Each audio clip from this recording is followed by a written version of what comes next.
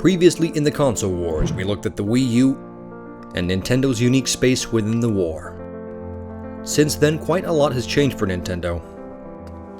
The company lost a leader who was a true gamer at heart. Iwata dared to put Nintendo fans before shareholders, and he took risks to keep Nintendo quirky, weird, and true to its core. Iwata-san will be missed dearly, and it will be interesting to see what Nintendo's next chapter has in store.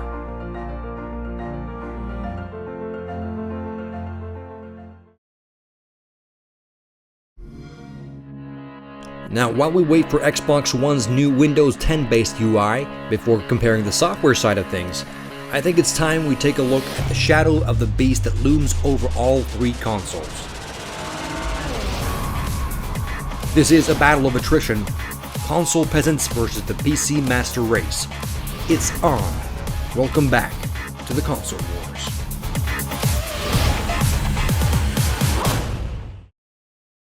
If I had a dime for every time someone announces the superiority of the PC master race in the comments section of the console wars, I'd pretty much be able to afford a high-end gaming PC.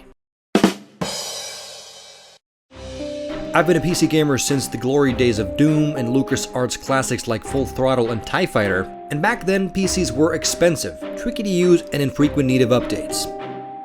Some 20 years later, at least a couple of those definitions still hold true, but for the most part PC gaming is more affordable and more accessible than ever. PCs have always been a step ahead of the consoles when it comes to number crunching prowess, and without spoiling the conclusion of this episode, I can guarantee that PCs will always be technically more capable of driving better graphics than the consoles. Emphasis on technically more capable. And the reason is quite simple. This is the GTX 980 Ti graphics card. It's an enthusiast class card that costs pretty much what the PS4 and Xbox One are priced at combined. The card is capable of driving some amazing graphics with resolutions, textures, and effects way beyond what the consoles are capable of. For almost $700, it ought to be. And it's really not uncommon for PC gaming enthusiasts to run 2 or 3 of these bad boys in an SLI configuration, providing PC graphics even more of an edge compared to the consoles. And this, I think, sums up the point of PCs. It's a truly scalable platform. The only restrictions you really have is the thickness of your wallet. PC gaming, however, does not have to be expensive. You can build a gaming PC for the price of a console. You may not run games at ultra settings, but most games scale to the capabilities of your PC.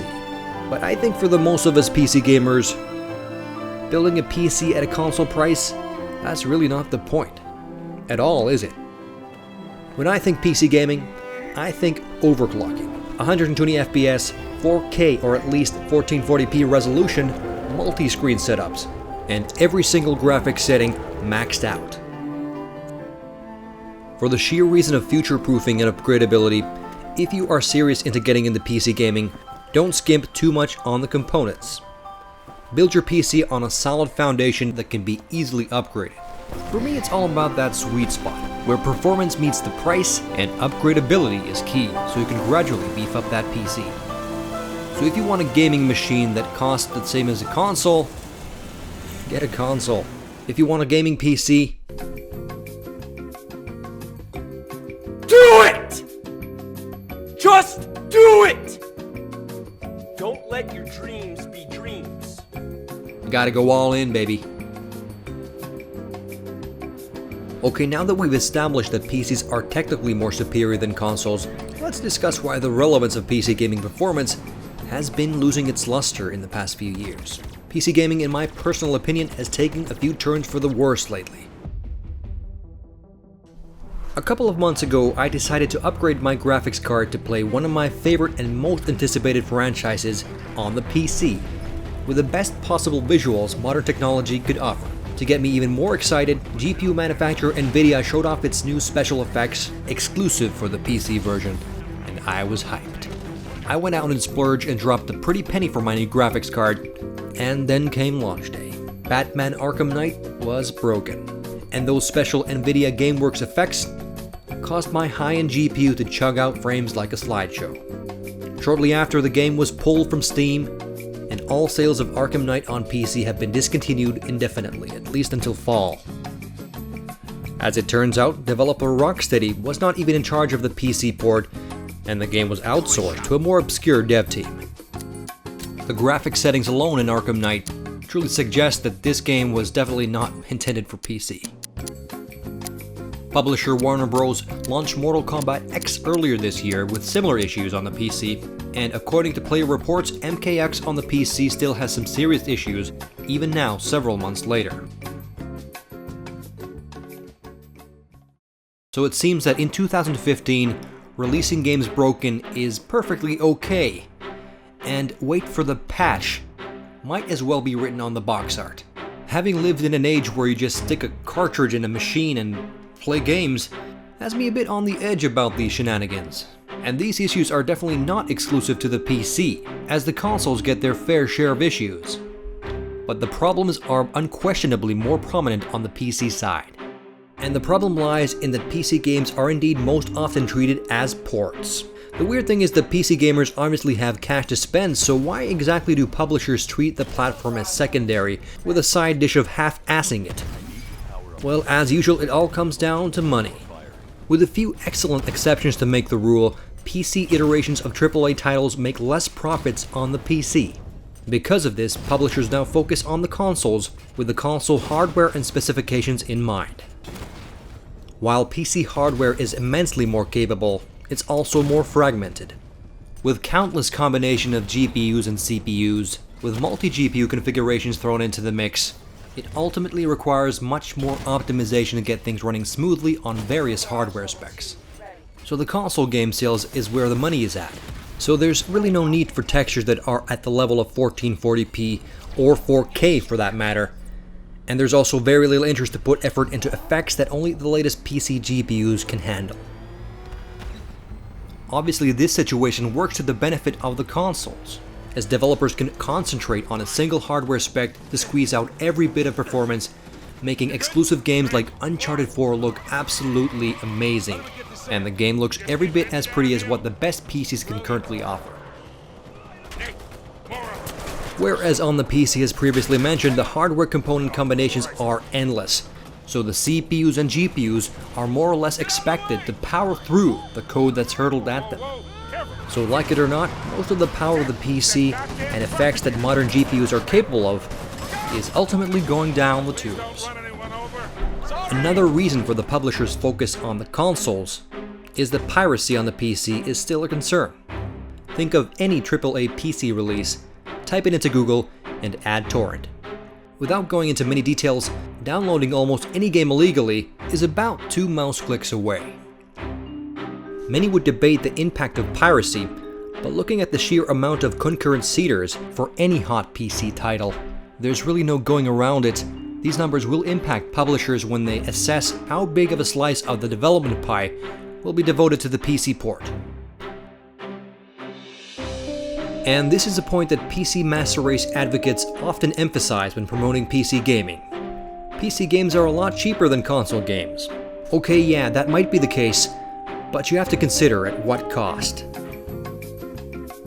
Online key stores like G2A and others sell perfectly legal digital distribution copies of Steam games, Origin, Uplay games, you name it, often for less than half of the suggested MSRP prices of titles. So if it's a choice of buying Witcher 3 for $60 on Steam or $25 on an online key store, which do you think a substantial portion of the market will choose? And I'm pretty sure there's less money for the publisher in a $25 game than a full $60 release. So publishers have to consider what is smarter and more fiscally predictable when it comes to business. Rampant variable pricing, multiple digital distribution platforms, a little bit of piracy here and there, and a very fragmented hardware landscape. That requires quite a lot of optimization. So it's really not that big of a surprise why PC has veered off from being a lead development platform for AAA titles.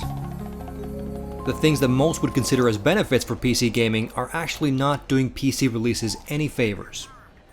Despite all the bad handling of AAA titles on PC, PC gaming is actually living a golden age of sorts. It should not be overlooked that League of Legends, Dota, and other MOBAs have more frequent players online than there are frequent users on PSN and Xbox Live combined. Let that sink in for a bit. Also, esports and indies are thriving on PC. And regarding AAA titles, thankfully there's still some great developers and publishers that continue to take PC gaming seriously. To name a couple, CD Projekt Red and Bethesda. A phenomenon that I think is feeding into that wait for the patch mentality is early access. While it is kinda cool to get a sneak peek of the idea, concept, and promise of something that is to be, I've ultimately learned from experience that the buggy, horrible mess that is early access games truly takes away from the final experience and immersion. Suspension of disbelief can be thrown out the window in a pre-alpha build of any game. Part of the problem obviously is that you do get tired of the game before it's actually finished. No matter how much I like the concept of early access, for me I can't help but feel like Dorothy peeling back the curtain to discover the utter disappointment of the glitchy hot mess that is most early access games. And this is from a guy who's dropped a couple of $100 into Star Citizen. Early access obviously opens up a development and financing model that enables a lot of games into existence, but I'm hoping with all my heart that it never arrives on the consoles. If you're not into MOBAs, it can be a slightly frustrating time to be a PC gamer. I mean Uplay, Origin, Blizzard, Steam, Rapture, Good Old Games, what else? Each of these digital distribution platforms has their own accounts, software updates, annoying adverts, and pop-ups. With the exception of perhaps Steam and Good Old Games, most of these platforms are basically totally unnecessary bloatware. All of these, at least for me, just emphasize the simplicity of the consoles. One machine, one service, one distribution model. So you've probably noticed by now that I'm not one to romanticize the PC master race. As a PC and console gamer, I can see the benefit and disadvantages of both sides. So consoles versus PC, let's wrap up a few pros and cons for each. Obviously, 4K gaming and above 60 frame rates, multiple screen setups, only possible on the PC. If and when everything is working on the PC versions of games, they will always look and run better than on the consoles. Emphasis on if and when. A great thing about PC that it's highly scalable. The myth of PC gaming being expensive is simply not the case anymore, as most games scale to the capabilities of your PC. On the other hand, I think a great thing about console gaming is that everyone has the exact same experience. There's no graphics card enemy on the consoles, and there's no need to tinker in the graphics settings when you first start up a game, which can ruin the first experience and sense of immersion. Backwards compatibility and a massive catalog of games dating back 20 to 30 years even is a clear advantage for PC, and the sheer amount of gaming content simply dwarfs that of all consoles combined. Let's face it, consoles still own the living room environment, while Steam machines are making waves in the couch and controller space, and it is totally possible to hook up your PC with your TV as I have done, but the living room experience of PC gaming is nowhere near that of the consoles. Consoles offer a hassle-free and streamlined experience. An excellent example of this is rest mode on the PS4. It enables you to quickly continue your previous gaming session with a single button press. Big picture mode for Steam makes the experience a bit better, but the benefits are easily outweighed by the games being fragmented into other digital distribution platforms. And there's really no easy way of accessing your entire catalog of games without going back and forth from the controller to the mouse and keyboard. It's an annoyance that is not easily solved. Consoles simply own when it comes to accessibility and ease of use. A great thing about is the support for control schemes to everyone's liking and needs. PCs support both Xbox One and PS4 controllers, obviously mouse and keyboards, whole tag joystick setups, countless drive wheels. You name it, PC supports it. That there is a great advantage. As mentioned before, consoles are predominantly the lead development platform for big releases. And with very few exceptions, console game sales amount to more than PC iterations of games. And for this reason, for the unforeseeable future, console hardware will not only be priority, but the lowest common denominator in terms of hardware requirements for games. This means that the full potential of my expensive graphics card that crunches more teraflops than all of the consoles combined will never really live up to its true potential.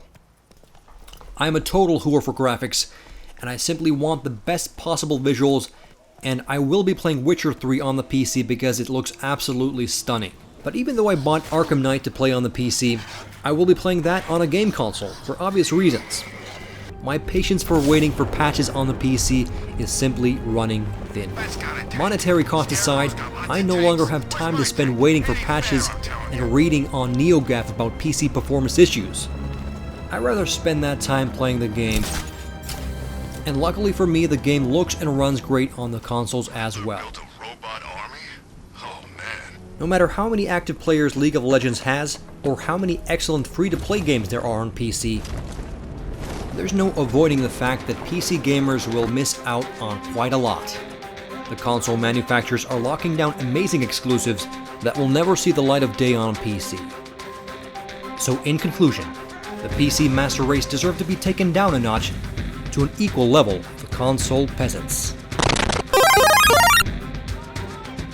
It's all about the games, and the consoles for the most part let you focus on playing them. And I'd subtly go out to say that PC gaming is in somewhat of an identity crisis, and there are some serious issues that publishers and developers need to sort out going forward. The points in Round 5 go collectively to the Console Alliance.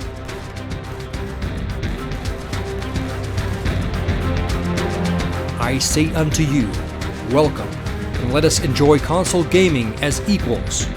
No, as brothers.